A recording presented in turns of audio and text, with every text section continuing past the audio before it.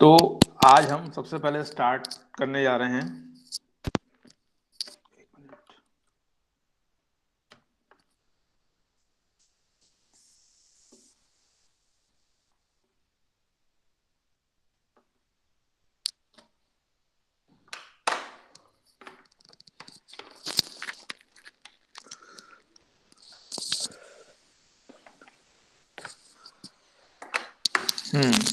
तो आज हम स्टार्ट करने जा रहे हैं प्रिज्म। ओके, मेरे को पता नहीं क्या।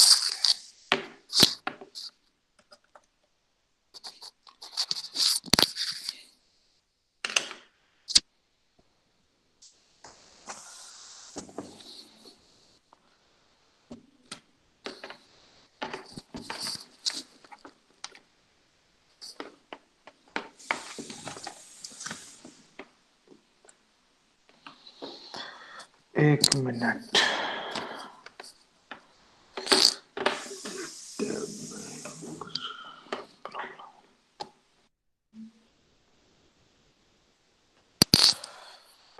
अभी एक मिनट में सिस्टम रीबूट करके दोबारा आता हूँ, just hold.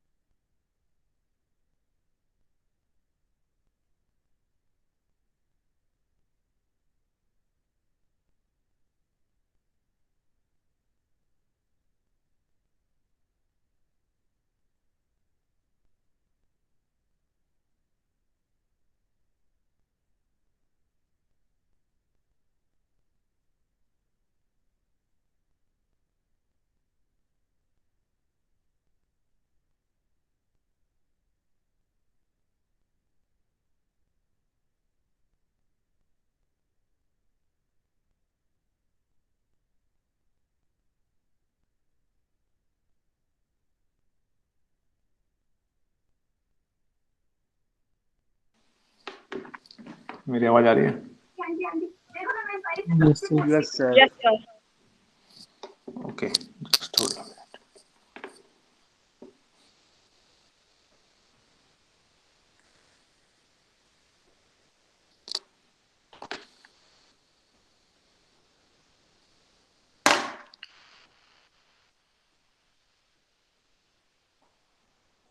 Sir screen share नहीं हुई।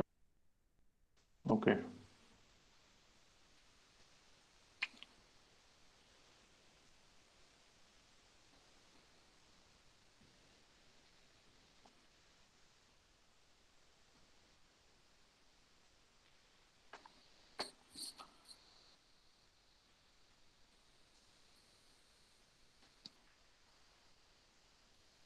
अभी स्क्रीन दिख रही है आप लोगों को?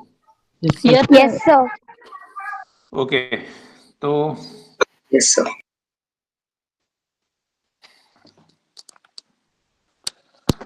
हमारा आज का टॉपिक है प्रिज्म। सर सरफेस एरिया नहीं है।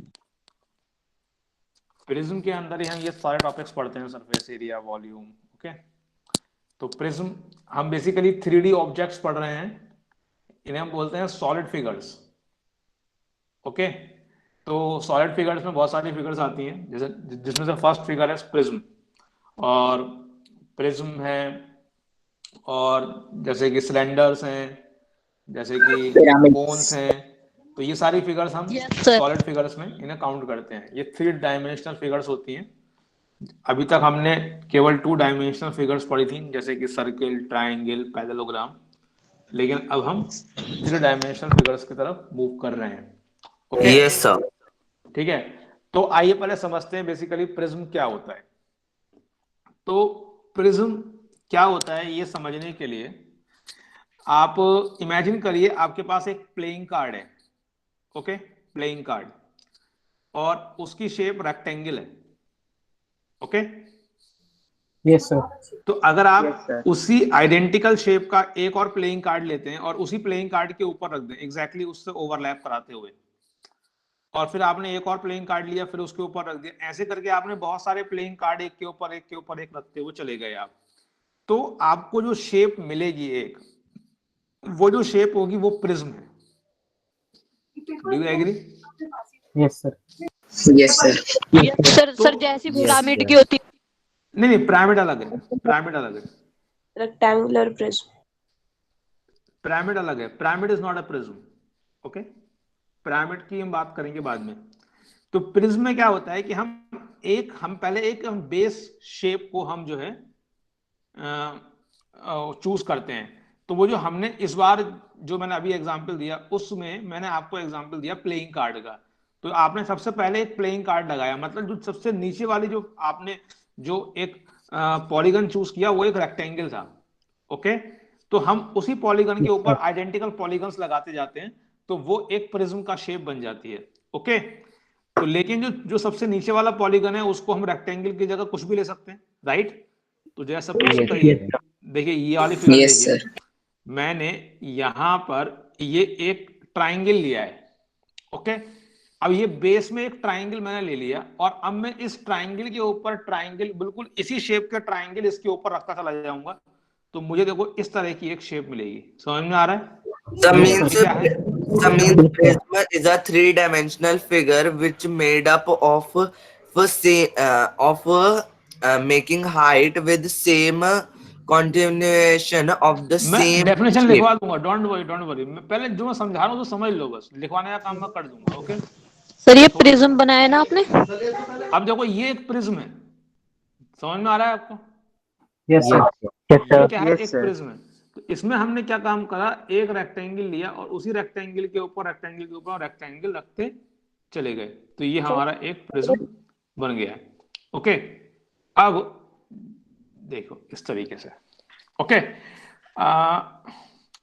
लेकिन एक बात यहाँ पर, जिस बात पर मैं यहाँ पर आपको स्ट्रेस दे रहा था, वो ये कह रहा था कि जो हमने सबसे पहले एक प्लेन में जो पॉलीगन बनाया था, वो पॉलीगन ट्राइंगल की जगह कुछ भी हो सकता है।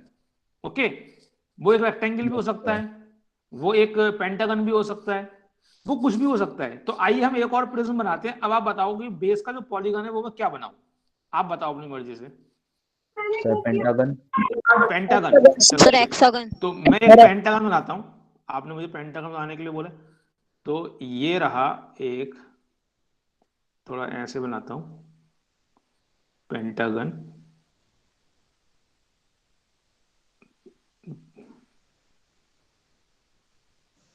ओके, सर मतलब इसके कॉन्ग्रुएंट रखते चले जाएंगे इसके ऊपर एग्जैक्टली पेंटागन। इसी के कॉन्ग्रुएंट हम इसी के ऊपर पेंटागन रखते चले जाएंगे।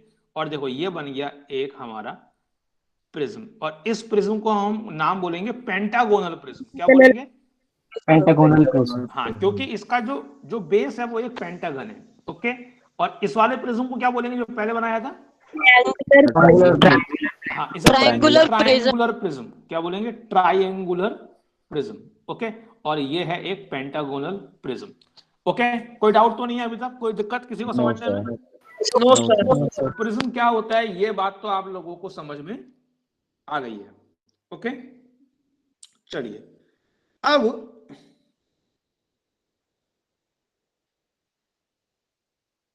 यहां पर मैं एक बात आप लोगों से और शेयर करना चाहता हूं, वो ये है, देखिए आप इस वाले प्रिज्म को देखिए, ये जो हमने ट्रायंगुलर प्रिज्म बनाया है, ये जो प्रिज्म है, अब आपको दिख रहा होगा जो उसमें बेस में जो ट्रायंगल है, जो जो सबसे बेस, जो सबसे नीचे वाला ट्रायंगल है, और जो इसकी हाइट है, आपको दिख रही है हाइट, ये मैंने सेलेक्ट करी हाइट। Yes sir. तो ये जो हाइट है, ये जो नीचे वाला जो ट्रायंगल है जिसको हम बेस बोलेंगे, वो उसके परपेंडिकुलर है। ये जो लेंथ है ना DB, ये उसके परपेंडिकुलर है। Yes sir. मतलब मैं इसको हाइट नहीं बोल रहा हूं, मैं इसको क्या बोल रहा हूं, लेंथ DB बोल रहा हूं। तो ये उसके परपेंडिकुलर है। अगर मैं एक काम करता हूं, इसको थोड़ा टिल्ट कर देता हूं, कर दूं क्या? देखो मैंने इसको थोड़ा इस तरह टिल्ट कर दिया। अब आप देखिए, अब आपको दिख रहा होगा, एक minute just,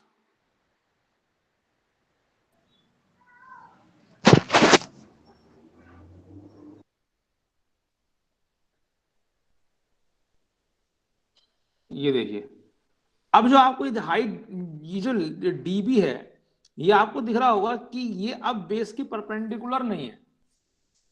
do you agree with this और नॉट? Yes sir. Yes, ठीक sir. है, तो एक मिनट, मैं थोड़ा सा ना इसको, मैं थोड़ा सा इसकी सेटिंग इस तरह करता हूँ जैसे आपको एकदम उसी तरह दिखाई दे जिस तरह से मुझे दिख रहा है, क्योंकि हो सकता है किसी को हॉरिजॉन्टली दिखाई दे रहा होगा, किसी को वर्टिकली दिखाई दे रहा होगा, तो उसमें कंफ्यूजन हो जाता है। एक मिनट,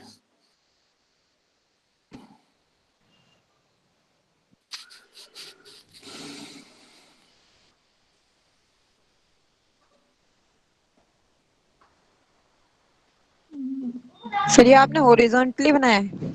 नहीं नहीं, वर्टिकली बनाया है ना। ये देखो, ये आप चाहो तो यहाँ पे देखो, इस वाले को देखो, क्योंकि ट्राइंगल में कंफ्यूजन होगा। आप इधर देखो, पेंटागोनल में, पेंटागोनल प्रिज्म में देखो, देखो ये जो PG है, PG की बात कर रहा हूं, जो PG है, ये PG क्या है, एक इसकी एज है। और देखो ये जो जो नीचे वाला पेंटागोनल है, जो बेस है, जो बेस पेंटागन है, उसकी ये आपको क्या परपेंडिकुलर दिख रही है क्या PG? Yes, sir. अब मैं थोड़ा इसको Yes, sir. टिल्ट कर दे रहा हूं, क्या अभी भी आपको ये बेस के परपेंडिकुलर दिख रही है PG? No sir. No, अभी sir. नहीं दिख रही है। नो तो सर। जब ये परपेंडिकुलर थी, मतलब जब ये ऐसे थी, जब ये एक्चुअली परपेंडिकुलर थी इस तरीके से, ठीक है, तो इस प्रिज्म को हम बोलते हैं राइट प्रिज्म। क्या बोलते हैं? Right prism. Right prism. Right prism. Right, RIGST, right. Okay, sir right pentagonal. हाँ, तो ये होगा राइट पेंटागोनल प्रिज्म। ओके, जिसमें अगर मैं राइट इस एंगल PG को थोड़ा सा टिल्ट कर दूं जिससे ये परपेंडिकुलर ना रहे बेस पेंटागन के, तो अब ये राइट प्रिज्म नहीं है। No sir. Agree agree? Yes yes sir. Yes, sir. sir. ठीक है, Yes, एक बात समझ में आ गई? ठीक है, तो अब मैं आपको इसकी डेफिनेशन लिखवाता हूं, जरा इसकी डेफिनेशन देखिएगा, सुनिएगा ध्यान से।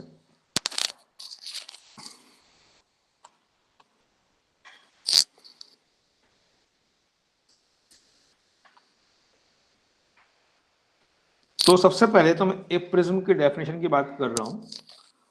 A prism is a three dimensional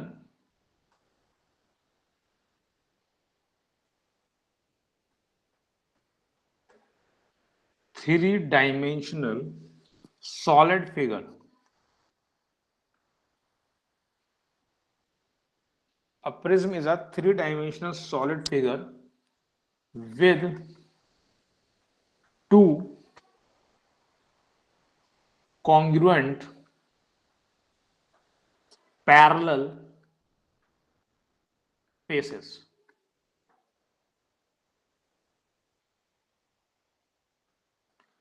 अब with two congruent parallel faces. अब देखिएगा,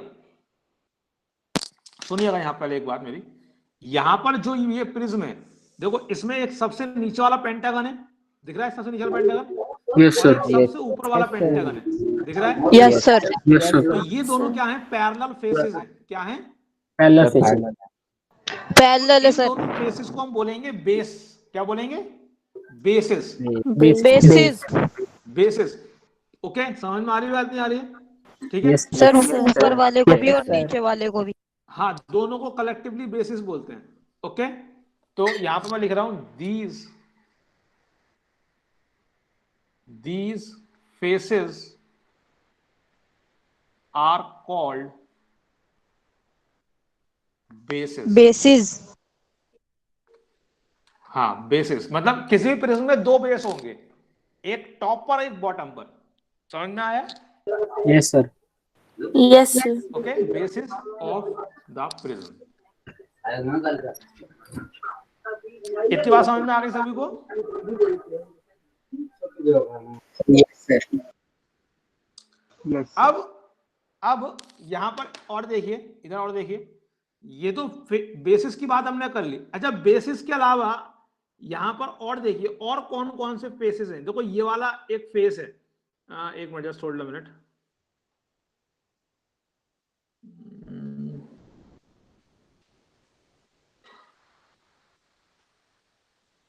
देखिए, अच्छा बताइए, अब देखिएगा, ये एक बेस है, यहां पर मैंने सेलेक्ट कर रखा है, ये भी एक बेस, ये बेस नहीं है, ये फेस है। ओके, यस सर, ये भी एक Yes. ये वाला, इधर वाला। मतलब बेसिस को छोड़ के जितने भी फेसेस हैं उनके बारे में क्या कमेंट करोगे? वो क्या है? Sir, वो parallelograms हैं. वो सब पैरेललोग्राम्स हैं। Agree? Yes, sir. Yes bases Yes, को sir. छोड़ के जितने भी फेसेस हैं वो सब क्या हैं? पैरेललोग्राम। पैरेललोग्राम्स, ओके, इस बात से एग्री करते हैं सभी लोग? Yes sir, yes sir. Yes sir, ठीक है, यस सर, तो एक minute, just hold a minute.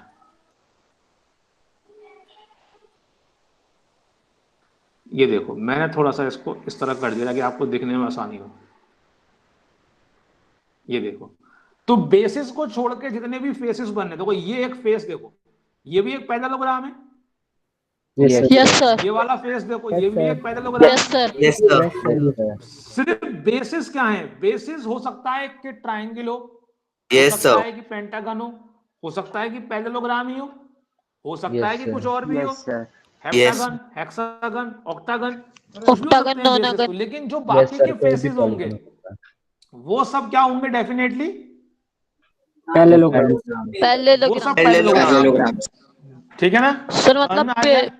तो इन बाकी के जो फेसेस होते हैं इनको हम बोलते हैं साइड्स ऑफ द प्रिज्म। क्या बोलते हैं? Sides of the prism. Sides of the prism. The faces that are not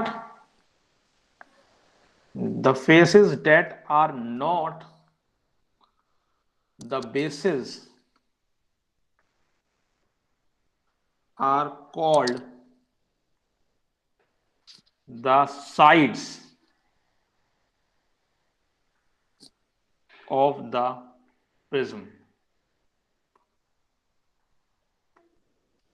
Are called the sides of the prism. इतनी बात समझ में आ गई? Yes sir, Yes, sir. अब एक बात तो बताइए, अगर मैं इस प्रिज्म को राइट प्रिज्म बना दूं, अभी मैंने राइट प्रिज्म का मतलब बताया था ना, अगर मैं इस प्रिज्म Yes, को sir. राइट प्रिज्म बना दूं तो जो फेस, अगर लाइन परपेंडिकुलर हो। ये जो साइड्स हैं, ये पैरेललोग्राम कौन सा पर्टिकुलर टाइप का पैरेललोग्राम होगा? ये जो साइड्स हैं रेक्टेंगल सर, rectangle. ये सब रेक्टेंगल हो जाएंगे। रेक्टेंगल। Do you agree? ये सब क्या हो जाएंगे? Rectangle. yes sir, rectangle. 90 degree sir बन सारे जाएगा। Angle 90 degree. रेक्टेंगल हो जाएंगे। Yes, तो sir. हम क्या बोलेंगे? In a right prism, Yes, sir. in a right prism, all of these sides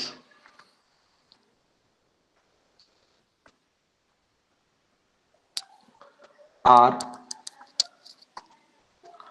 rectangles. The rectangle. समझ में आ गया?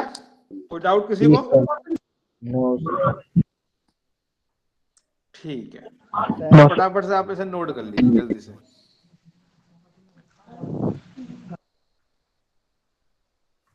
सर हम्म, सर आपने ये लिखा है in a right prism all of these sides are rectangle. Sir sides कैसे rectangle हो जाएंगे? साइड्स की जो डेफिनेशन है वो क्या लिखी है हमने यहाँ पर? ये तुम साइड्स को ट्राइंगल की साइड से कंफ्यूज मत करो। यहाँ पर साइड्स क्या हैं? साइड्स, सर जो अदर फेसेस है बेसिस को छोड़ हाँ, के जो वो उसी को फेसेस include हैं, करें। पूरा फेस को साइड बोल रहे हैं। लिखा है ना, the faces that are not the bases are called sides. नहीं आ रही बात समझ में? Okay sir. हाँ, पहले डेफिनेशन को अच्छे से समझो। जो ट्राइंगल की साइड होती है वो तो एक लाइन सेगमेंट होती है। ट्राइंगल है, पैरेललोग्राम है, इन सब की साइड्स तो जो 2 डायमेंशनल फिगर होती हैं उनकी साइड्स एक क्या होती हैं? Line segment. लेकिन जो 3 डायमेंशनल Yes, sir, फिगर है line. उसमें जो साइड वर्ड यूज किया जा रहा है वो एक क्या कहते हैं, फेस के लिए यूज करा जा रहा है, फेस के लिए। सर एक पर्टिकुलर फेस के लिए। और वो फेस जो होगा एक पॉलीगन होगा। प्रिज्म के केस में वो पॉलीगन पैरेललोग्राम होगा। ओके? Yes, sir. हाँ,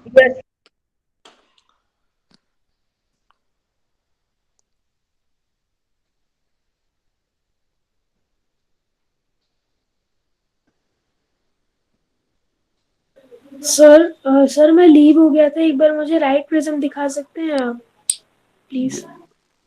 एक मिनट। ये है देखो राइट प्रिज्म। इसमें जो पीजी की जो वैल्यू है, पीजी जो ये लाइन सेगमेंट है, ये बेस के परपेंडिकुलर है। बेस के परपेंडिकुलर है और 90 डिग्री एंगल है। हाँ, तो इसको राइट प्रिज्म बोलते हैं। इसमें सारे फेसेस रेक्टेंगल होते हैं।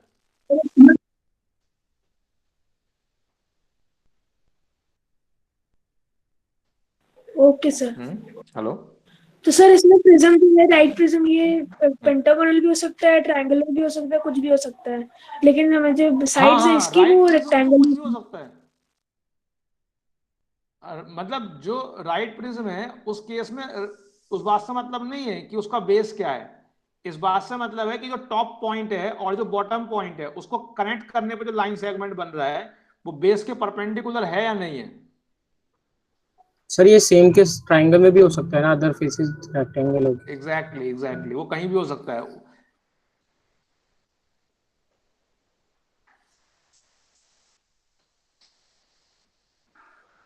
ठीक है, आगे बढ़े। yes sir, Yes, sir. Yes, sir. चलिए, ओके ओके ओके। अभी मैं आपको एक स्पेशल एक प्रिज्म और दिखाता हूं। देखिए, इस प्रिज्म में मैं जो बेस बनाऊंगा वो बनाऊंगा एक पैरेललोग्राम। ओके? इस प्रिज्म के अंदर मैं जो बेस बनाने जा रहा हूं वो है पैरेललोग्राम, क्योंकि ये इसका एक स्पेशल नाम है इस प्रिज्म का जिसका बेस पैरेललोग्राम होता है। तो मैं बेस में एक पैरेललोग्राम आप लोगों के लिए बनाता हूं। एक मिनट पहले मैं ठीक है।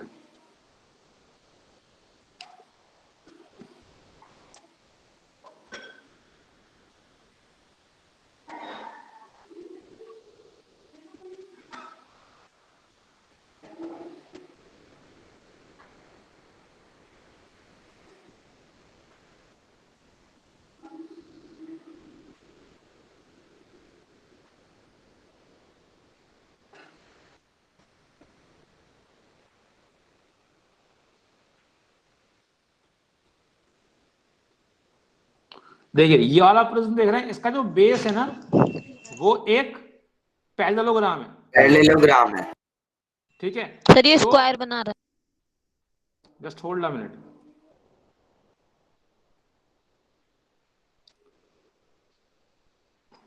Okay fine. तो इसका जो बेस है वो एक पैरेललोग्राम है, और इस प्रिज्म का स्पेशल नेम होता है, और वो क्या होता है, किसको पता है क्या क्यूब। बोले? नहीं नहीं, बेस पैरेललोग्राम है, बेस, एक मिनट, रेक्टेंगल नहीं है। मैं एक पर्टिकुलर रेक्टेंगल की बात नहीं कर रहा हूं, बेस में पैरेललोग्राम मैं वही बनाने की कोशिश कर रहा हूं जिससे कि आपको ये रेक्टेंगल दिखाई ना दे।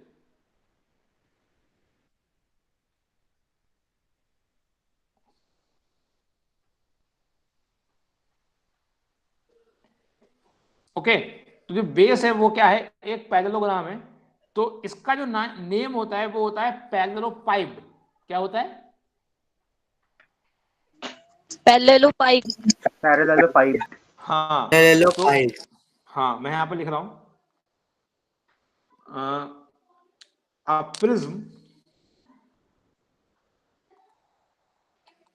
a prism which has parallelograms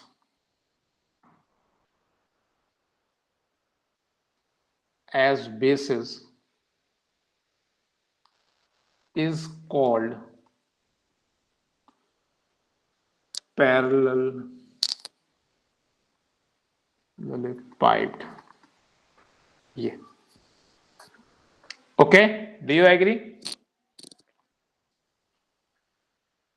sir पैर ले ले है या पैर ले लो है?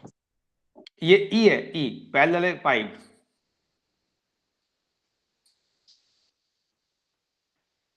Sir parallelepiped. हाँ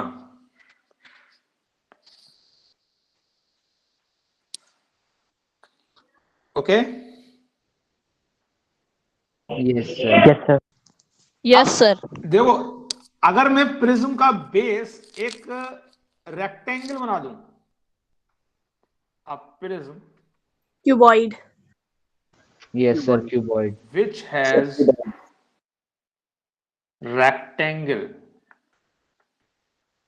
rectangles as bases is called, इसको क्या बोलेंगे बताइए? Sir, cuboid. Actually, cuboid. नहीं, इसको ए राइट प्रिज्म, राइट वर्ड लगाना जरूरी है। ये सर तभी क्यूबॉइड बनेगा। is called cuboid. Okay, agree? Yes sir. ठीक है, चलिए। तो इस तरीके से ये कुछ स्पेशल सर अगर स्क्वायर हो तो फिर वो बन जाएगा क्यूब। क्यूब। नहीं, स्क्वायर होगा तो क्यूब नहीं बनेगा, तब भी क्यूबॉइड ही बनेगा। सर अगर स्क्वायर और राइट प्रिज्म हो तब होगा।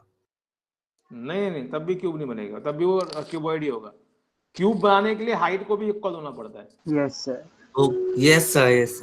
अभी तक हम केवल बेस पे कमेंट कर रहे हैं, हाइट पे कोई कमेंट नहीं कर रहे हैं। ओके, चलिए अब ओके, तो मैं क्यूब की बात भी कर लूंगा, एक minute, just hold a minute. अच्छा, जो प्रिज्म के अंदर ये जो लेंथ होती है ना, जो वर्टिसेस को कनेक्ट करने वाली लेंथ है, दिख रही है ना ये? Yes, sir. इनको हम बोलते हैं एजेस। Yes sir. ओके, क्या बोलेंगे? एजेस। ओके, हाँ।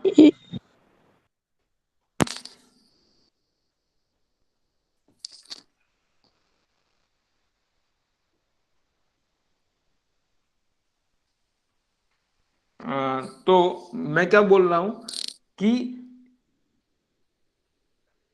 a right prism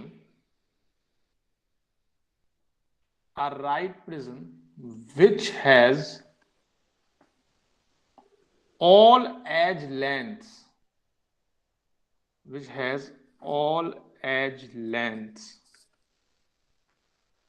are equal is called cube. Cube. आ गई बात समझ में? ठीक है, Yes, sir. चलिए अब हमको क्या करना है, सबसे पहले हमको देखना है कि प्रिज्म से रिलेटेड कौन कौन सी टर्म्स हैं जिसको हम मेजर करेंगे। ओके, सर एक बार पिछले पेज पे कर दीजिए। तो आप लोगों ने दो टर्म का नाम तो सुना ही होगा, एक होता है surface area, total surface area and lateral surface area. Yes, sir. Yes sir. तो आइए समझते हैं हम lateral surface area total surface area में क्या डिफरेंस होता है। तो देखिए ये प्रिज्म आपके सामने बना हुआ है। आप ये बताइए इस प्रिज्म में टोटल कितने फेसेस हैं बेसिस को मिलाकर? सर 6 फेसेस हैं including basis. Okay, yes sir. अगर मैं इन सभी फेसेस का एरिया कैलकुलेट करके ऐड कर दूं तो वो कहलाएगा टोटल सरफेस एरिया। लेकिन अगर मैं बेसिस का एरिया इंक्लूड ना करूं, जो टॉप और बॉटम है, सरफेस एरिया वॉल्स का सर, फोर वॉल्स का सरफेस एरिया लें तब वो लेटरल सरफेस एरिया। हाँ, अगर मैं टॉप और बॉटम का एरिया इंक्लूड नहीं करूंगा तो वो कहलाएगा लेटरल सरफेस एरिया। ये सब सर मतलब 4 into फेस एरिया।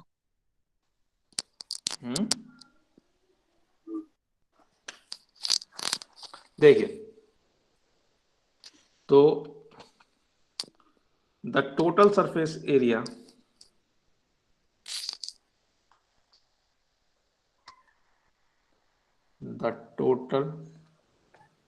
सर ये थोड़ी कह सकते हैं हम 4 into 6 और ये सब, क्योंकि सर नहीं। ये सबका अलग अलग होता है सरफेस एरिया का फॉर्मूला। हाँ, वो अभी नहीं बोल सकते, वो क्यूबॉइड और क्यूब के केस में बोल सकते हैं बस। सबके लिए अलग अलग। The total surface area of a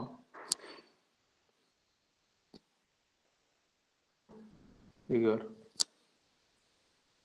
is the area of all of the surfaces that form the borders of the solid.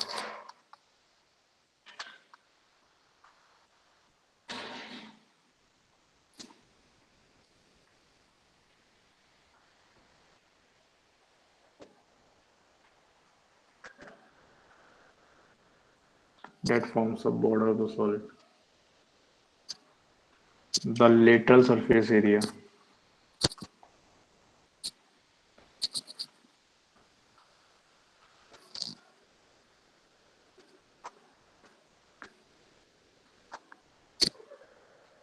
is the total area of all the faces that are not bases. Okay, इतनी बात समझ में आ गई? Sir एक बार पिछले page पे कर दीजिए।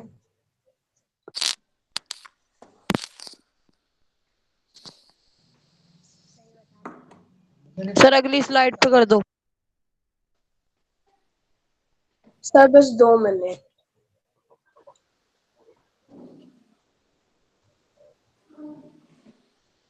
सर कर दीजिए। सर कर दीजिए नेक्स्ट स्लाइड पे।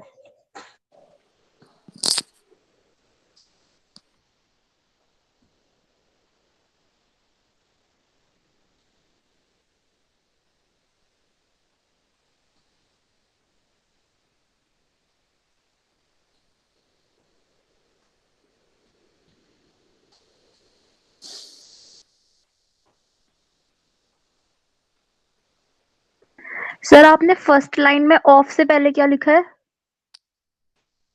बॉर्डर्स। ऑल। ओके।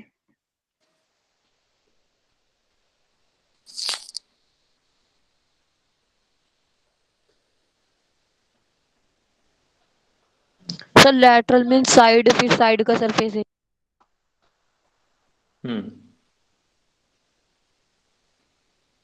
तो अभी तक आप लोगों को इतनी बात समझ में आई है जो पढ़ाया है आपको?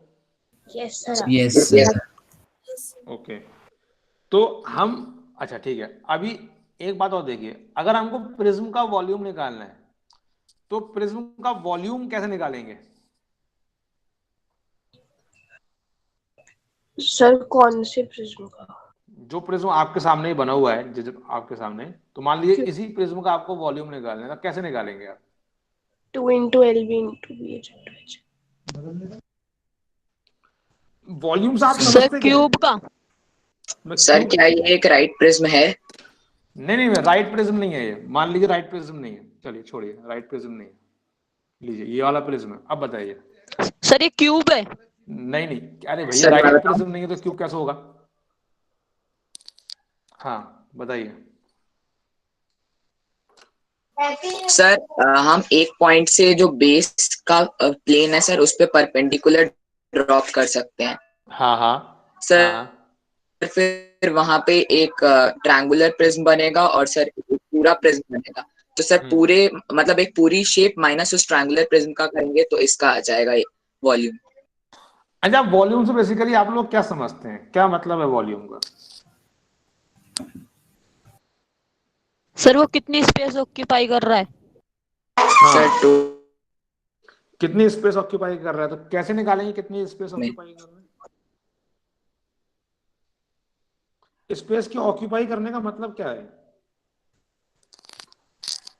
सर मतलब वो जितनी जगह पे रखा है उस जगह का। क्या उस जगह का क्या? सर वो वॉल्यूम। तो वॉल्यूम क्या है, क्वेश्चन तो यही है ना sir. Capacity of the object. Capacity word का क्या मतलब है मैथमेटिकली? सर जितनी स्पेस ऑक्यूपाई कर रहा है ऑब्जेक्ट वो सारा वॉल्यूम। ऑब्जेक्ट कितनी स्पेस ऑक्यूपाई कर रहा है? नहीं, सर, उस स्पेस जगह पे- ऑक्यूपाई कर रहा है, स्पेस ऑक्यूपाई कर रहा है, इस बात का मैथमेटिकली क्या मतलब है? ये तो इंट्यूटिवली बात समझ में आ रही है। बेस into हाइट वाला। सर उस जगह पे कितनी एयर कंटेन्ड है? फिर वही वाली बात, मैथमेटिकली कोई मैथमेटिकल डेफिनेशन है इन सब चीजों की? एयर कंटेंट होने का कोई मैथमेटिकल मीनिंग निकलता है? सर वो जितनी स्पेस ऑक्यूपाई कर रहा है वो वॉल्यूम है उसका। तो मैं तुमसे पूछ रहा हूँ स्पेस के ऑक्यूपाई करने का मैथमेटिकल मीनिंग क्या है? Sir The base object that have a capacity to contain अब मैं तुमसे सर, पूछूंगा सर। कैपेसिटी का मैथमेटिकल मीनिंग क्या है? सर बेस का जितना एरिया है ना वो सारा। सर बेस देखो, सर बेस का जो एरिया है वो सारा volume. Okay sir base into height. Okay, हाँ देखो, पॉइंट ये है, इस तरह समझो वॉल्यूम को, जैसे सपोज करो कि तुम्हारे पास एक क्यूब है,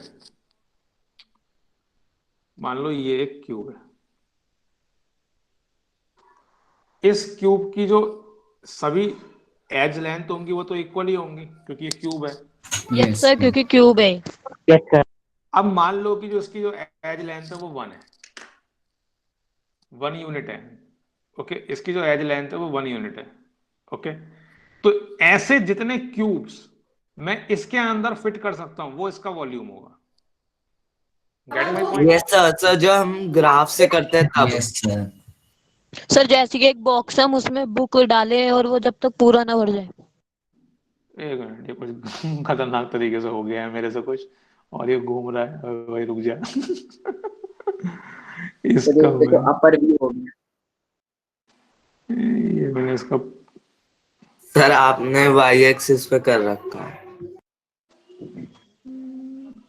सर अब सही हो गया। ये शायद पलट गया है मेरे से, मुझे ऐसे क्या करना होगा, सीधा करना होगा ऐसे। अब ठीक होगा। ओके, सर फिगर सही नहीं है बस। रुक जाओ, होल्ड तो करो। अब ठीक है। अब देखो, हो गया। मैं इस क्यूब को ऐसे, ये जो 1 यूनिट का क्यूब है जिसकी मैं ऐसे कितने क्यूब्स इसके अंदर फिट कर सकता हूं, जितने भी क्यूब मैं इसके अंदर ऐसे करके फिट कर सकता हूं 1 यूनिट के, वो क्या होगा, इसका वॉल्यूम होगा। इसका वॉल्यूम। हाँ, तो अब ये सर वॉल्यूम, जैसे 2D फिगर में होता था सर स्क्वायर का, इसमें क्यूब है। हाँ एग्जैक्टली। तो वॉल्यूम अब कितने मैं क्यूब फिट कर सकता हूं, तो देखिए अब क्यूब के अंदर बेस है, लेंथ है, विड्थ और हाइट है। ओके, तो लेंथ, विड्थ और हाइट, और इसकी लेंथ 1 यूनिट है, विड्थ भी 1 यूनिट है और हाइट भी 1 यूनिट है। तो मैं कितने 1 यूनिट इसके, जो बड़ा वाला मेरा ये प्रिज्म है, इसके अलोंग, मैं इसकी विड्थ के अलोंग कितने 1 यूनिट के मार्क लगा सकता हूं, इसके फिर लेंथ के अलोंग कितने 1 यूनिट के मार्क लगा सकता हूं, और ऐसी हाइट के अलोंग। ओके, तो मैं उससे ये पता लगा सकता हूं कि कितने क्यूब मैं इसके अंदर फिट कर सकता हूं। तो जो वॉल्यूम आएगा वो कितना आएगा, length into breadth into height. Height, yes sir. Length into breadth into height. लेकिन वो इस हर एक केस में नहीं आएगा, वो केवल क्यूबॉइड वाले केस में आएगा। अगर मुझे सभी केसेस में इन जनरल अगर मुझे प्रिज्म का वॉल्यूम बोलना है, तो मुझे बोलना पड़ेगा area of the base into height. क्या बोलना पड़ेगा, area of the base into height. हाँ, तो volume of the prism, area of the base, area of the base into height हर उसके लिए है। सर इसलिए तो हम लिख रहे हैं क्योंकि सर वॉल्यूम जो होता है वो 3 डायमेंशनल फिगर का होता है, इसमें इसलिए उसमें 3 यूनिट का यानी हाइट, बेस और लेंथ का मल्टीप्लाई हो रहा है। पर प्रिज्म में हमें लेंथ और ब्रेड्थ हमें पता नहीं क्या दे रखा हो, इसलिए हम एरिया ऑफ द बेस जो कि 2D होता है फिगर में, यानी 2 यूनिट का, इसलिए बिल्कुल सही, बिल्कुल सही। ठीक है, इतनी बात समझ में आ गई सभी लोगों को? Yes sir. Yes sir. अब मैं आपको एक बात और बताता हूं, देखिए अभी मैं आपके सामने आपकी वॉइस ब्रेक हो रही। सर क्लियर है, सर क्लियर है। देखिए अब मैं आपके सामने, जस्ट होल्ड अ मिनट,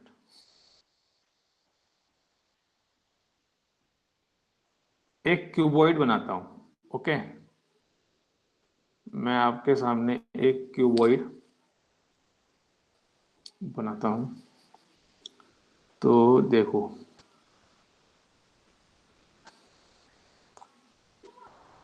ये एक क्यूबॉइड है।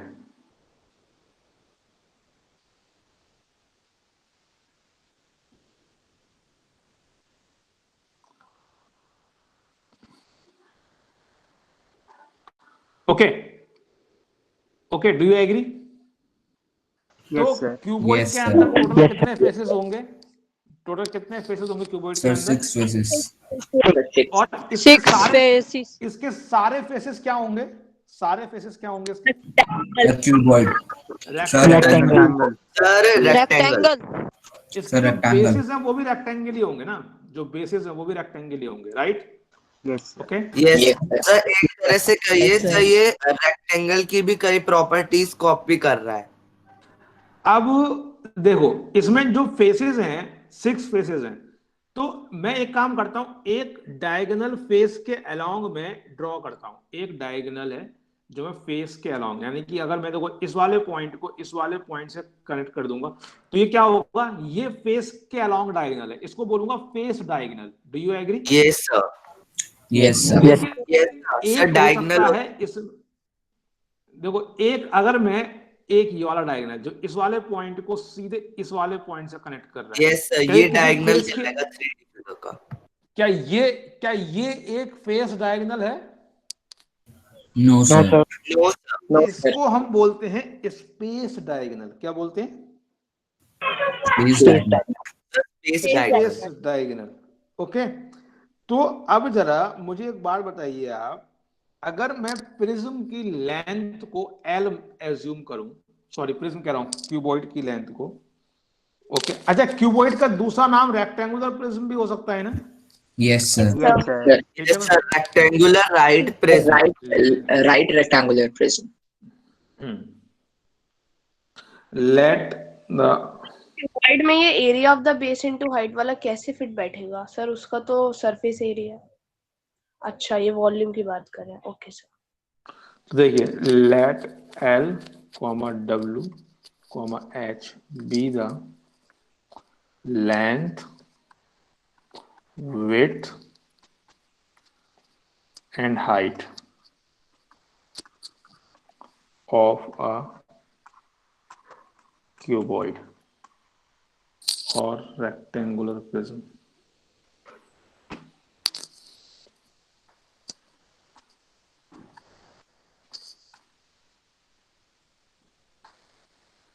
Then तब हम बात करेंगे राइट प्रिज्म।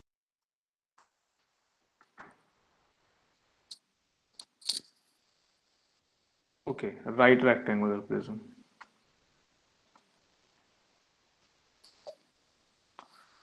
अगर हम वॉल्यूम की बात करेंगे तो बताइए वॉल्यूम क्या होगा फिर इसका? L into W Sir, into H. area of base is equal to length into height or sir into height. Sir, area of base into height. Sir, L into W into H. Okay, इसको हम बोलेंगे LWH। Okay, length of face diagonal, length of face diagonal. Sir, root L square plus W square.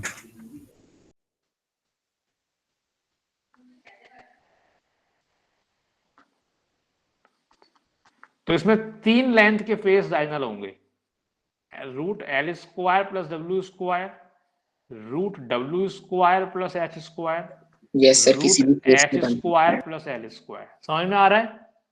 Sir ये Yes, face sir. Diagonal वाला एक बार आप दोबारा बता देंगे? अभी एक minute. Length of space diagonal, sir under root of L square Root L square plus W square plus H square. Root of L square plus W square plus H square. आइए देखते हैं ये वाले दो फॉर्मूले ये किस तरह वर्क कर रहे हैं। आइए देखते हैं। पहले देखिए, ये हमारे पास एक क्या है, क्यूब है, क्यूबॉइड है, सॉरी। तो ये जो क्यूबॉइड है इसके अंदर आप नोटिस करेंगे कि ये जो लेंथ है, मैं यहां पर एक्चुअली क्या है, इसमें पेन चलाने का ऑप्शन नहीं आता है तो मैं पेन चला नहीं पाऊंगा यहाँ पर। ओके, तो ये जो लेंथ है, ये वाला पॉइंट जो मैंने सेलेक्ट किया और ये वाला जो पॉइंट है, इसको मैं L बोलता हूँ। Okay, Yes, sir. अब जो ये वाला पॉइंट है, ये इस पॉइंट से इस वाले पॉइंट तक की लेंथ है, इसको मैं W बोलता हूँ। Okay, Yes, sir. और जो इस वाले पॉइंट से इस वाले पॉइंट तक की जो लेंथ है, इसको मैं H बोलता हूँ, height. Okay okay, yes sir, Yes, sir. अब जो सबसे नीचे डायगोनल है, जो नीचे वाला डायगोनल है, जो ये वाला डायगोनल है, इसकी जो लेंथ होगी वो कितनी होगी? Sir under root L square plus W square. हाँ, under root L square plus L square W plus square. W square. W square. हाँ, समझ में आ गया नहीं आ गया? Yes, sir. ये एक फेस डायगोनल है। ओके, अच्छा मैं एक और फेस डायगोनल ड्रॉ करता हूँ, एक और फेस डायगोनल ड्रॉ करता हूँ आप लोगों के लिए। देखो ये वाला फेस डायगोनल, बताओ इस फेस डायगोनल की लेंथ कितनी होगी? Under root Sir, W plus H square. W square plus H H square. square. Yes, sir. ठीक है, अब मैं एक और फेस डायगोनल ड्रॉ करता हूं, जस्ट होल्ड अ मिनट। एक और फेस डायगोनल, ये वाला। अब बताओ इसकी क्या होगी length? Sir, under root L square plus H square. L square plus H square का अंडर रूट। ओके, सर कहाँ पे ड्रॉ करा था? जो लास्ट वाला डायगोनल था। लास्ट वाला ये जहां मेरा कर्सर सेलेक्ट कर लिया है, देख रहे हैं? यस सर, दिख गया।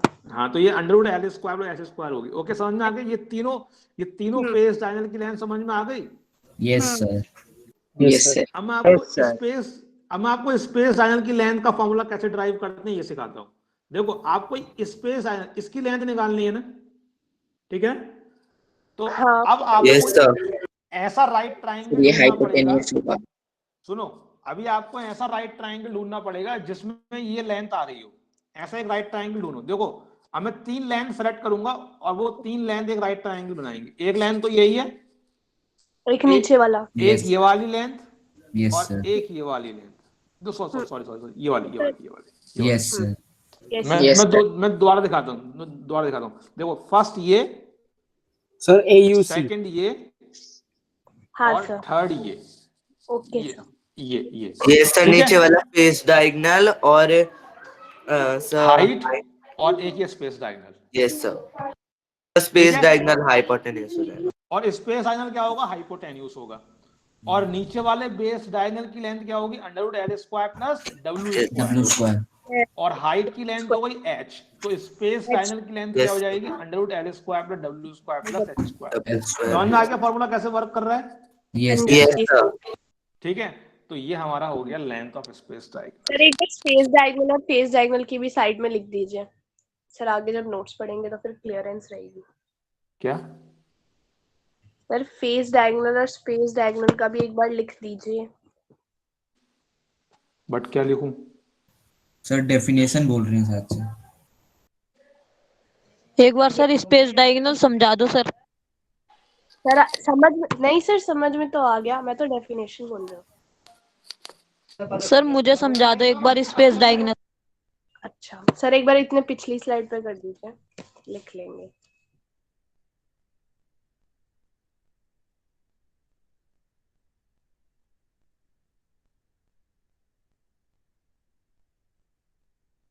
सर आवाज आ रही है क्या?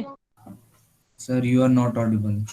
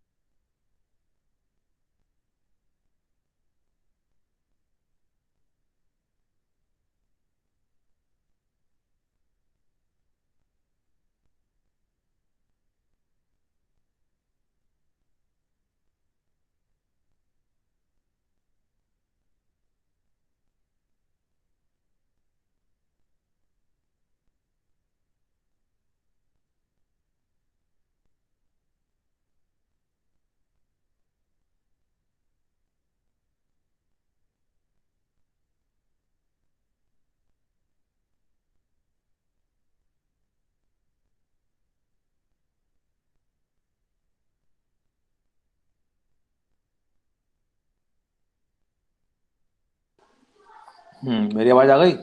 Yes sir. Okay. Yes sir.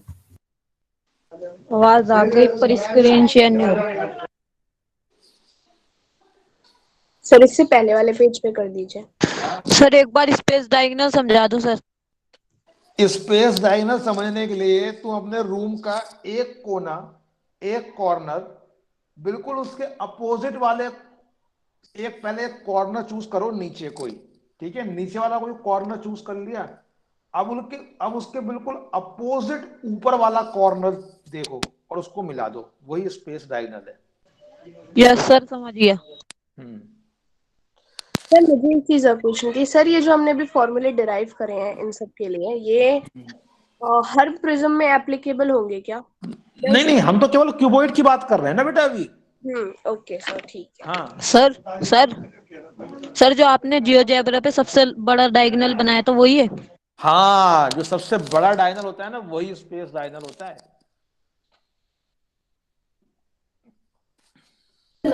Yes sir. और सर क्यूबॉइड भी सेम, बस 2D जो वन फिगर थी सर, लेंथ होती थी ना कि सामने वाली साइड रेक्टेंगल में इक्वल होती थी, अब इसमें सामने वाला रेक्टेंगल उसके सामने वाले रेक्टेंगल के इक्वल हो जाएगा। Yes sir. किस में बोल रहे हो? किस में बात कर रहे हो? सर क्यूबॉइड में। हाँ, क्यूबॉइड में सामने वाला, हाँ, जो अपोजिट फेसेस होंगे ना। मैं ये कह रहा हूँ क्योंकि सर पहले जो था क्या कहते हैं रेक्टेंगल, उसमें साइड और साइड यानी वन सर लेंथ और लेंथ इक्वल होती थी, इसमें हाँ हाँ अब लेंथ और हाँ ब्रेड्थ इक्वल लेंथ हाँ और हाँ ब्रेड्थ। हाँ हाँ हाँ, तुम ठीक बोल रहे हो, ठीक बोल रहे हो। जो अपोजिट फेसेस हैं वो कॉन्ग्रुएंट है। सर एक उसमें डिग्री बढ़ गया तो इसमें भी 1 डिग्री बढ़ जाता है। हाँ हाँ, बिल्कुल ठीक बोल रहे हो। सर किसमें? वो ये कह रहा है कि जो क्यूबॉइड होगा उसके जो अपोजिट फेसेस होंगे वो कॉन्ग्रुएंट होंगे। Okay sir. Sir next page पे, नेक्स्ट स्लाइड पे कर दीजिए। अब देखिए, अब हम बात करेंगे क्यूब की। ये हमने क्यूबॉइड की बात कर ली, अब हम क्यूब की बात कर लेते हैं थोड़ी सी। सरफेस एरिया, टोटल तो सरफेस। पहले तो ये बताओ, क्यूब में क्या 3 अनइक्वल लेंथ हो सकती हैं? हमने LWH 3 अनइक्वल लेंथ मानी यहाँ पर। नो क्यूब सर, में नहीं ऐसा हो होगा? सकती। नहीं सर, नो तो सर। उसका L equals तो to क्यूब W में equals सिर्फ to एक ही होगा। लेंथ मानेंगे। Okay, yes sir. Let a cube has side length, या फिर एज लेंथ बोलना ज्यादा बेटर रहेगा इसे, एज लेंथ S। तो ये बताओ, इसका जो वॉल्यूम होगा वो क्या होगा? S cube. सर ए क्यूब। Sir S cube. अब बताओ इसका सरफेस एरिया कितना हो जाएगा? 6 square, 6 sir square. S square. अच्छा, हमने एस स्क्वायर, एस एक स्क्वायर। मिनट, हमने इसका सरफेस एरिया नहीं लिखा। एक मिनट, क्यूबॉइड का सरफेस एरिया, ये टोटल सरफेस और रिलेटेड नहीं लिखा उसमें। सरफेस एरिया, जब हम सरफेस एरिया लिख रहे हैं तो इसका मतलब हम टोटल लिख रहे हैं। Okay, sir 6S square. नहीं नहीं, यहाँ पर बोलो, पहले क्यूबॉइड में बोलो surface sir area. 2 times LW plus WS plus two times HL। LW plus WH plus HL। अब यहाँ पर बोलो, क्यूब में बोलो surface area. 6 square, 6 S 6 square. Square. Plus 6S square. अब यहाँ पर बताओ स्पेस डायगोनल की length. Sir root 3A। Root 3S। S। Root 3S। बिल्कुल सही। ठीक है, तो ये हमारे फॉर्मूले आप नोट कर लीजिए। लेटरल सरफेस एरिया नहीं लिखा अभी क्यूबॉइड में।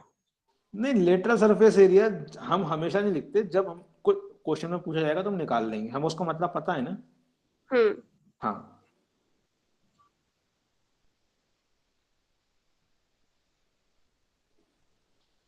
सर इसमें भी हमारे पास S 3 थे, तो 3 अंडर रूट ऐसे ही हुआ ना? हाँ, √3S, ओके सर। क्योंकि हमने L की जगह भी S लिखा, W की जगह भी S लिखा और H की जगह भी S लिखा। सर उसमें तो एल स्क्वायर है ना, तो 3S स्क्वायर नहीं आएगा। तो वो अंडर रूट के अंदर नहीं है? सर वो तो उसमें भी था। अरे भाई, अंडर रूट S स्क्वायर तो S हो जाएगा ना। अच्छा सर, वो बाहर लिख दिया आपने, ठीक है sir.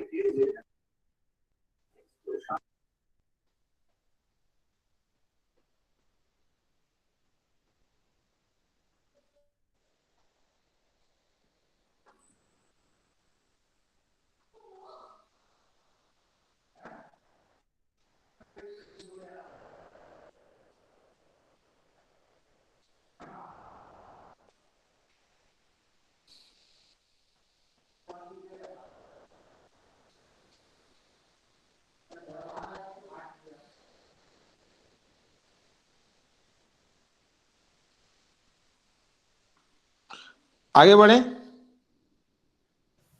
Yes sir. Yes sir।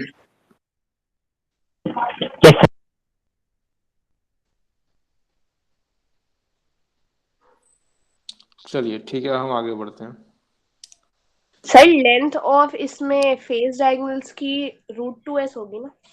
हाँ बेटा, okay question, a right rectangular prism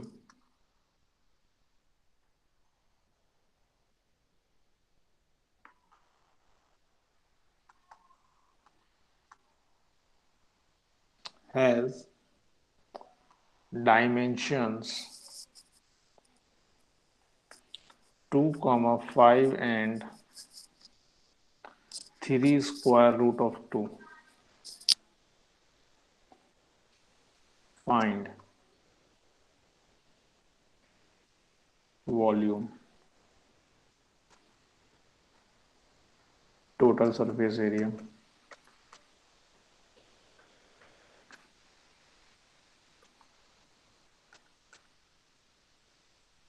length of space diagonal,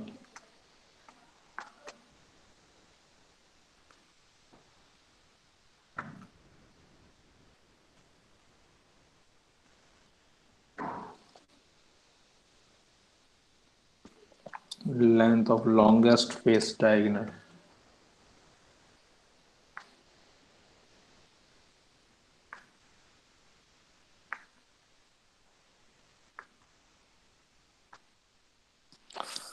चलिए बताइए।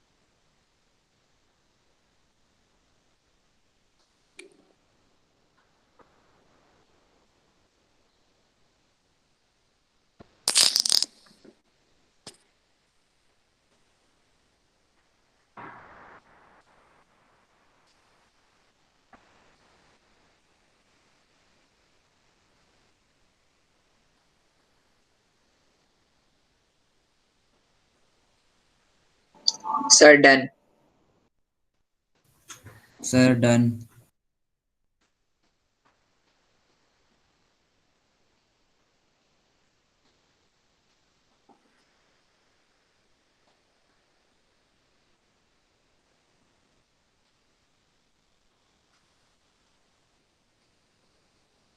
Sir, done.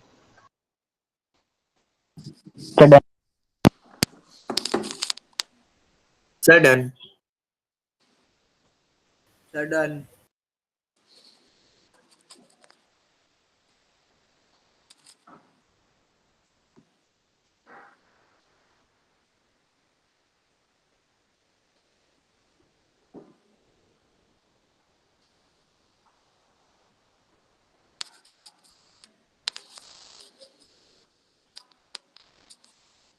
और कोई कर रहा है? अभी मैं कराऊं?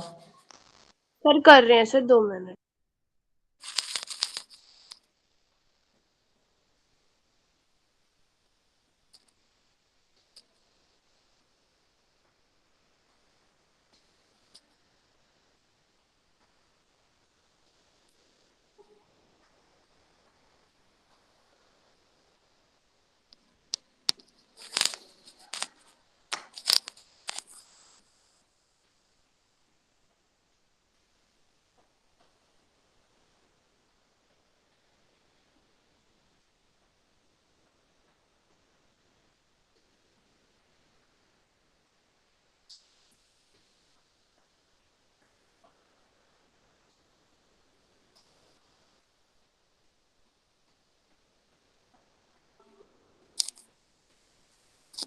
Sir done.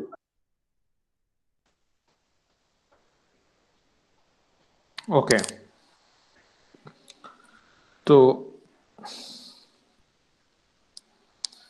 ये काफी स्ट्रेट फॉरवर्ड प्रॉब्लम थी, सिर्फ फॉर्मूला आपको यूज करना था, सब कुछ आपको दिया था। तो वॉल्यूम की जो वैल्यू होगी वो क्या होगी? L into W into H, जैसा कि अभी हमने देखा। ओके, तो ये कितना आएगा? ये आएगा 30√2। Yes, sir. Yes sir. 30√2 unit cube. Sir, 30. बिल्कुल सही। ठीक है, और उसके बाद टोटल सरफेस एरिया की जो वैल्यू आई है आपकी, अब बताइए कितनी वैल्यू आई है आपकी? सर 20 + 42√2। बिल्कुल सही। Yes sir, 20 + 42 yes sir. ठीक है, कराने की जरूरत तो नहीं है ना, समझ में आ रहा होगा। Yes sir. sir. Space diagonal की वैल्यू कितनी आई? Root sir 47 √47। बिल्कुल Yes सही। sir. रूट और 20 लॉन्गेस्ट फेस डायगोनल की लेंथ कितनी आई? सर √43। बिल्कुल सही। ठीक है, सर कौन कौन सी साइड ली Yes, रूट sir. के लिए? 5 और 3. जो लॉन्गेस्ट एज लेंथ है वो ले लो, 5 है और 3√2। 3√2। Okay sir. चलिए हम आगे बढ़ते हैं। सर लोड डाउन करने दीजिए 2 minute.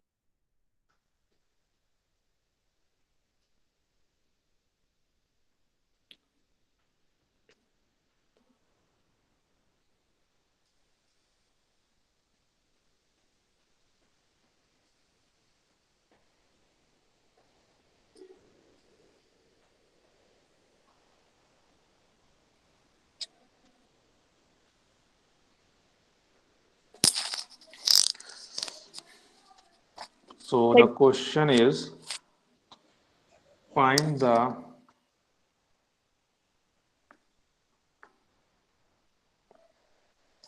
volume of a cube given that its space diagonal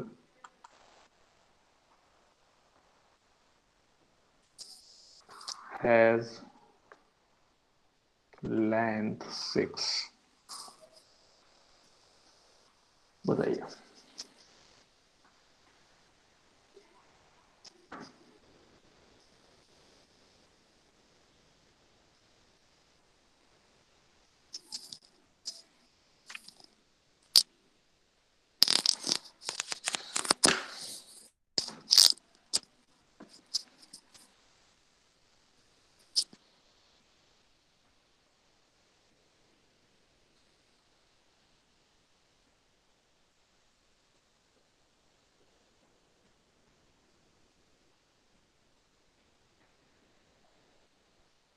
Sir done.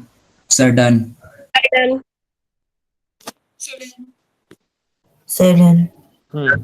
बाकी लोगों को करने दो। Sir done.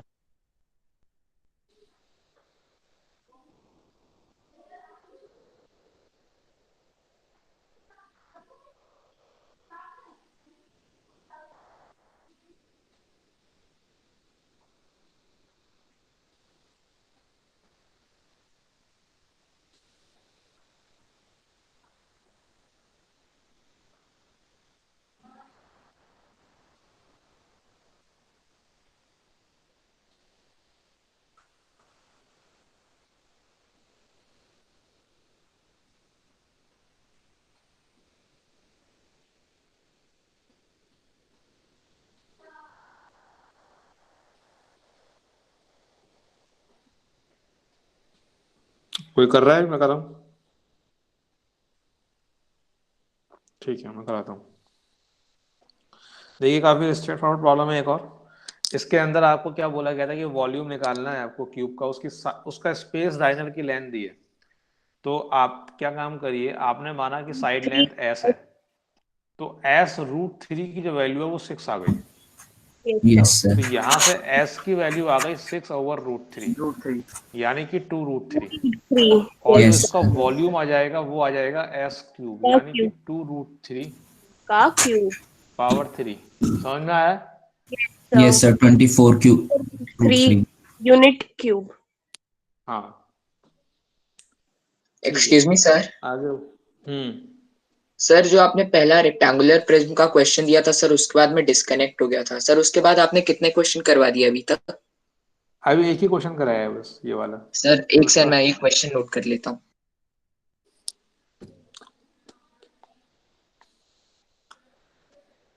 सर पिछली क्लास में आप कह रहे थे कि कंस्ट्रक्शन का भी टेंजेंट वाला रह रहा है, तो अभी हम टेंजेंट करेंगे या इसी को ही कंटिन्यू करेंगे? नहीं, वो मैं करा दूंगा, डोंट वरी।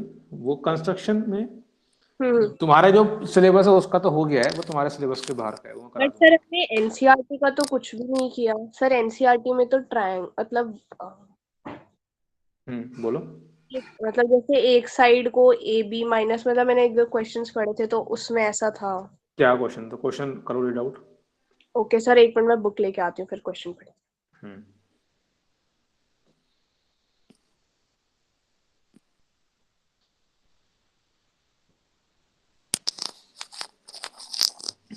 कर लिया नोट बेटा ये? Yes sir. Yes sir. Okay, तो अभी आप, तो मैं एक क्वेश्चन और लिख रहा हूँ, ये क्वेश्चन करिए आप।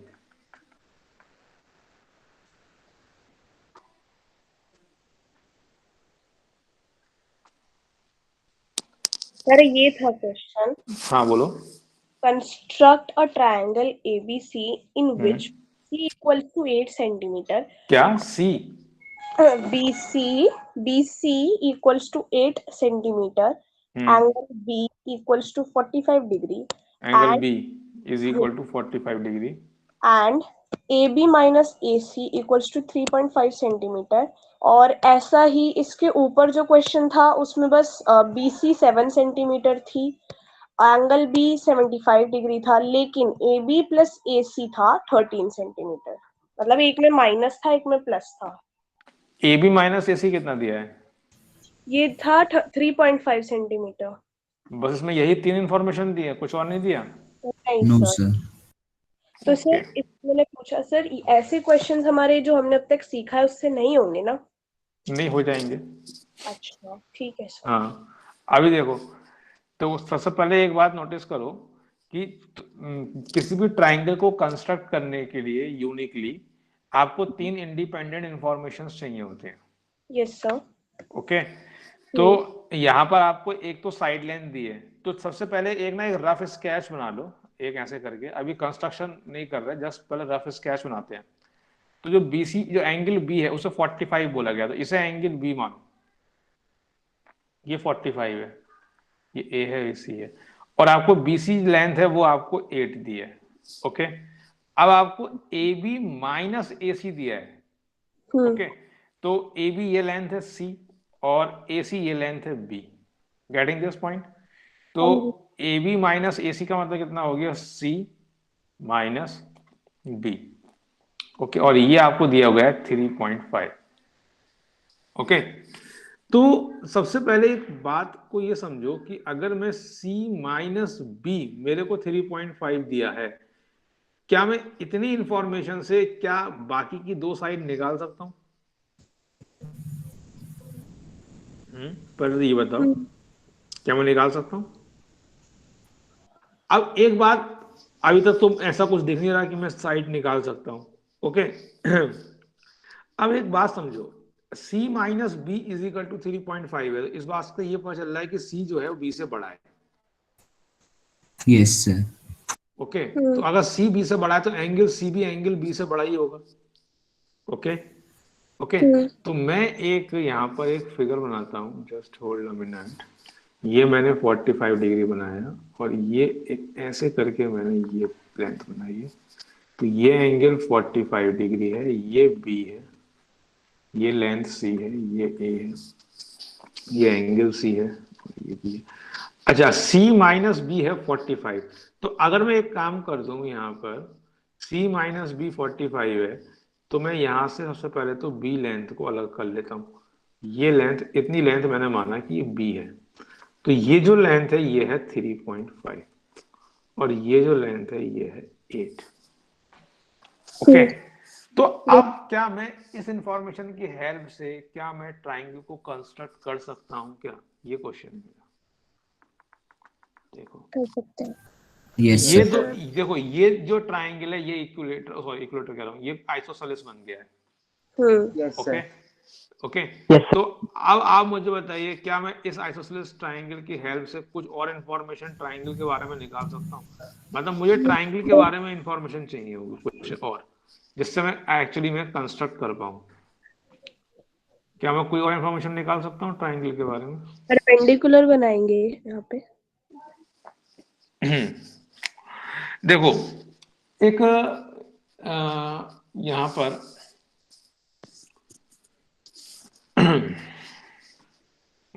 जस्ट होल्ड अ मिनट, क्योंकि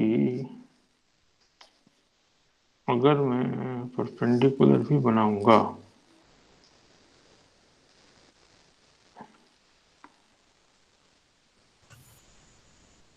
ये 3.5 होगा। Sir perpendicular bisector sir DC जो लाइन है सर उसका बना सकते हैं, मतलब सर सी ए बी पे जहाँ मीट कर रहा है वो पॉइंट, और सर सी जो है सर इस लाइन सेगमेंट का परपेंडिकुलर बाइसेक्टर बना सकते हैं। कहाँ से? बी से? सर सर मतलब सर सी जो लाइन सेगमेंट है सर वो ए बी को जहाँ मीट कर रहा है सर हम उसको डी पॉइंट मान लेते हैं। तो सर डीसी का परपेंडिकुलर बाइसेक्टर बनाएंगे तो सर ए बी को जहाँ मीट करेगा सर उस मतलब सर उसको ज्वाइन कर देंगे दोनों, मतलब सी पॉइंट से सर, तो वो दोनों ट्रायंगल आपस में कॉन्ग्रुएंट होंगे। तुम कह रहे हो कि मैं डीसी का परपेंडिकुलर बाइसेक्टर बनाऊं? डीसी का? Yes sir. तो अगर मैं डीसी का परपेंडिकुलर बाइसेक्टर बनाऊंगा तो वो ऐसे बनेगा। फिर?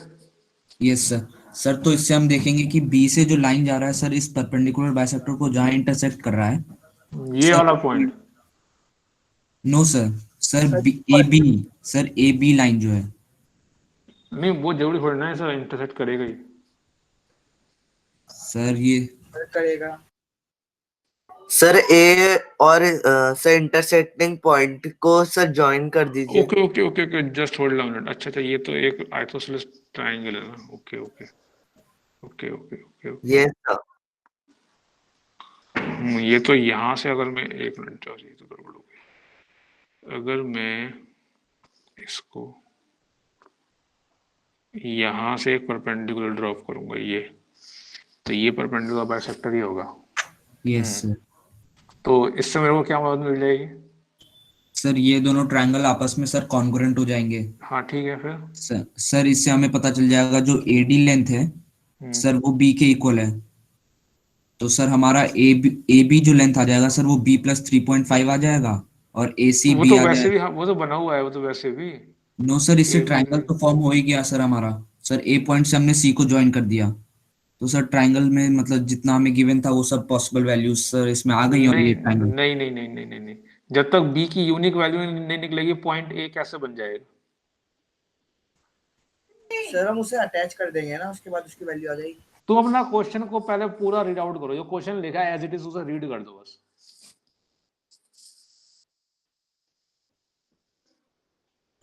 Okay sir. कंस्ट्रक्ट एक मिनट में लिख रहा हूं। Construct a triangle ABC in which BC equals to 8 centimeter. BC? BC. हाँ। Angle B equals to 45 degree. Angle B is equal to 45 degree. And AB minus AC equals to 3.5 centimeter. AB minus AC is equal to 3.5 centimeter. बस इतना ही question है। ठीक है। Actually क्या है, ये एक यूनिक ट्रायंगल नहीं होगा, इसमें तो बहुत सारी पॉसिबिलिटीज हैं ट्रायंगल। तो इसमें निकालना क्या है? सर हम ऐसे नहीं कर सकते क्या सर जो अभी हमने पहले एक angular bisector sir perpendicular line खींची थी सर सी से, सर वो बीच में बाइसेक्ट कर रही थी, सर हमने उसको ए से कनेक्ट कर दिया। सर उसके बाद सर ए सी और सर डी और सर इस पॉइंट को पी दे दीजिए सर डीसी डीपी, और सर क्योंकि ये बीच में yes sir perpendicular bisector sir इधर से नहीं, सब एक तरह मिड में करे, मतलब सर डीसी को दो पार्ट्स में डिवाइड कर दीजिए सर, इक्वल पार्ट्स में। नहीं, मेरे सिंपल सी बात समझो, ऐसे हैफाजर्डली जाने से कुछ नहीं होने वाला। सर मैं बहुत सिंपल सी बात है। देखो, ये एक आपने लाइन ड्रॉ करी BC, ठीक है, और इसकी आपने लेंथ ले ली 8। Okay, done? Yes sir. ठीक है। अब आपने एक 45 डिग्री का एंगल आपने यहां बना दिया। ओके, ये 45 डिग्री का एंगल आपने कंस्ट्रक्ट कर दिया। 45 डिग्री का एंगल तो कंस्ट्रक्ट करना सिखाया है ना हमने आपको। यस फिर सर। सिखाया ठीक है। यस सर, 90 को वैसे कर देंगे। 45 तो 45 डिग्री का एंगल कंस्ट्रक्ट करने के लिए आपको 45 45 90 का एक ट्रायंगल बनाना होता है बस। Yes sir. ठीक है, तो 45 डिग्री का एंगल कंस्ट्रक्ट हो जाता है। Yes sir. ओके, तो अब आप क्या काम करो, इस यहां से बी पर एक निडल रखो कंपास की और 3.5 लेंथ का एक आर्क ड्रॉ कर दो। Yes sir. सर जो पॉइंट होगा उसको सी से ज्वाइन कर देंगे। अब ये वाला जो पॉइंट है, इस वाले पॉइंट को आपने ज्वाइन कर दिया सी से। ओके, ठीक है। अब आपका काम ये है, देखो आपका काम ये है कि जो वर्टेक्स ए होगी वो ऊपर कहीं होगी, यहाँ पर कहीं वर्टेक्स ए होगी। लेकिन वर्टेक्स ए को इस तरह से Yes, चूज sir. करना है कि ये वाली जो लेंथ है और जो ये लेंथ है ये इक्वल आ जाए। सर तो हम इसे यस सर। अब इसे चूज सर करने का ये तरीका ये डॉटेड है, लाइन कॉल्ड हो जाएगी। सुन तो लो मेरी बात, ये डी है पॉइंट। बाइसेक्टर बनाएंगे इसका। इसे चूज करने का तरीका ये है कि जो डीसी जो लेंथ है ना, इसका आप एक परपेंडिकुलर बाइसेक्टर ड्रॉ कर दो। Yes sir. तो डीसी का जो परपेंडिकुलर, क्योंकि परपेंडिकुलर बाइसेक्टर की प्रॉपर्टी ये होती है कि परपेंडिकुलर बाइसेक्टर के ऊपर जो कोई भी पॉइंट आप लोगे वो हमेशा क्या आएगा, वो हमेशा डी और सी से इक्वल डिस्टेंस पे रहेंगे। यस तो सर। अब आप जहां पर ये Yes, मीट sir. कर रहा है पॉइंट, यही पॉइंट वर्टेक्स है इसे ए, ज्वाइन कर दो सी और से। इसे आप ए से ज्वाइन कर दो, तो आपका ये ट्राइंगल कंस्ट्रक्ट हो गया A B C. Yes sir. आया समझ में? इस तरह आप कर सकते हैं। सर आ गया। Yes sir. हाँ सर हम ऐसे नहीं कर सकते थे कि सर हमने डीसी का हाफ कर दिया, तो सर जो यहाँ पे सर एंगल डी और एंगल सी, तो सर हमें पहले से ही थीटा थीटा हमने ले लिए थे।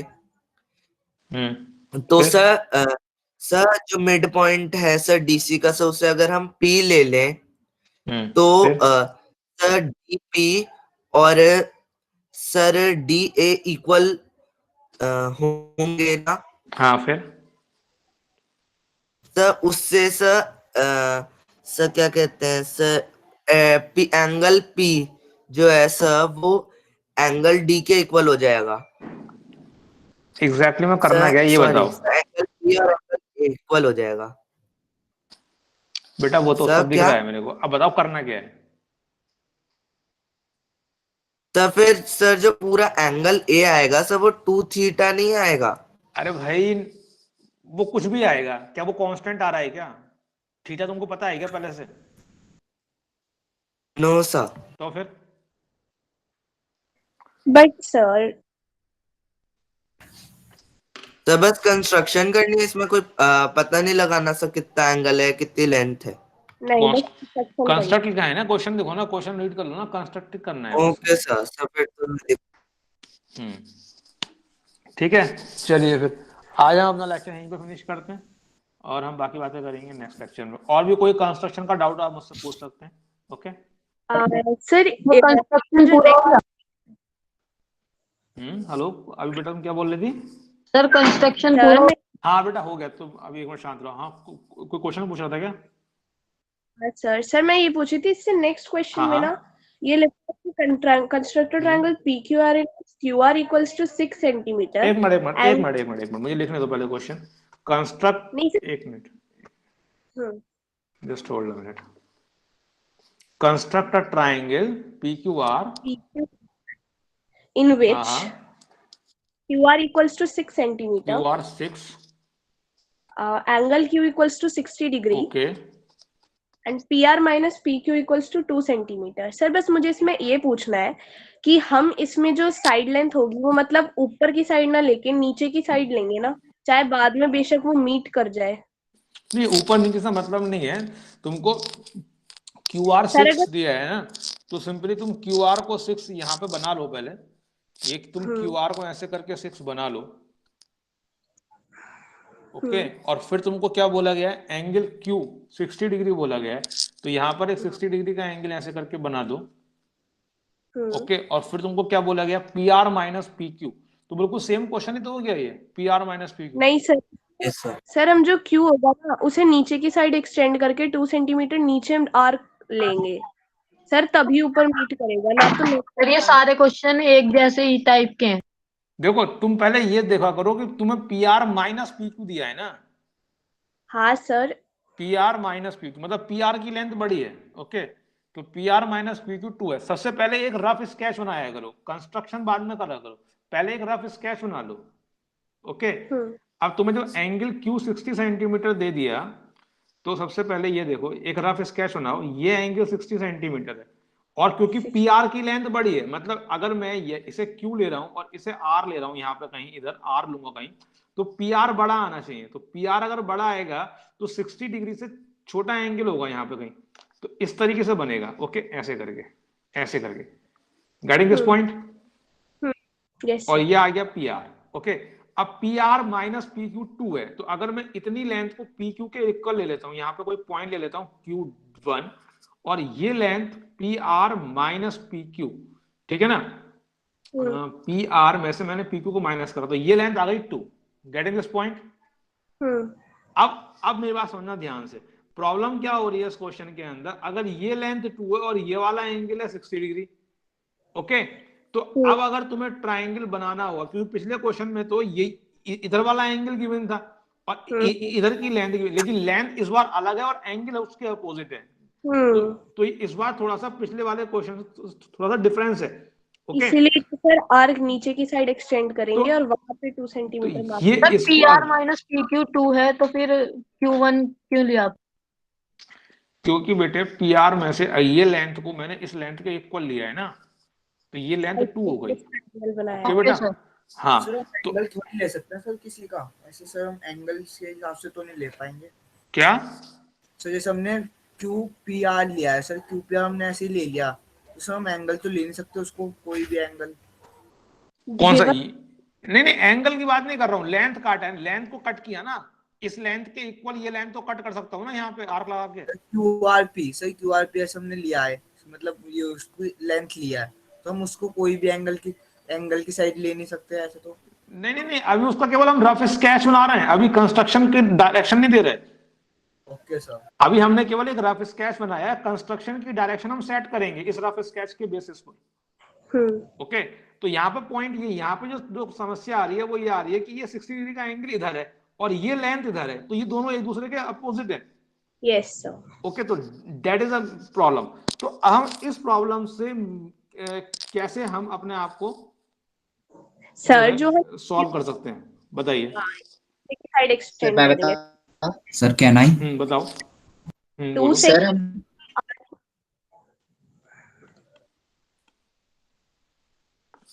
बोलो सर। फिर हम जो 2 सेंटीमीटर का आर्क है ना, वो मतलब वहाँ उधर वाले क्यू से लेके नीचे मार्क करेंगे, उसके बाद उन दोनों को ज्वाइन करके मतलब परपेंडिकुलर बाइसेक्टर बनके तब ट्रायंगल बनेगा। तो मैंने ट्राई किया था सर, ऊपर से नहीं होगा अगर मतलब पॉइंट लेंगे तो। तुमने क्या बोला? कुछ आवाज तो आई नहीं। कहां से मार्क करने की बात कर रहे हो? हेलो सर, आवाज आ रही है मेरी? आ रही है, एक मिनट टाइम।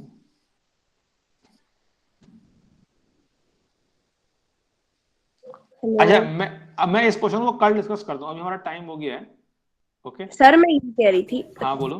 कल डिस्कस करेंगे, ओके सर। मतलब क्यू से पहले जो हम लेते थे, क्योंकि उसमें हमारी साइड भी इधर की होती थी, तो हम ऊपर की साइड मार्क करते थे, मतलब एग्जैक्टली रे ऊपर लेके जाते थे। लेकिन इस बार हम जो रे होगी वो नीचे लेके जाएंगे और क्यू पे निडल रखेंगे सर, ऊपर वाले डायग्राम में। हाँ, ऊपर वाले में।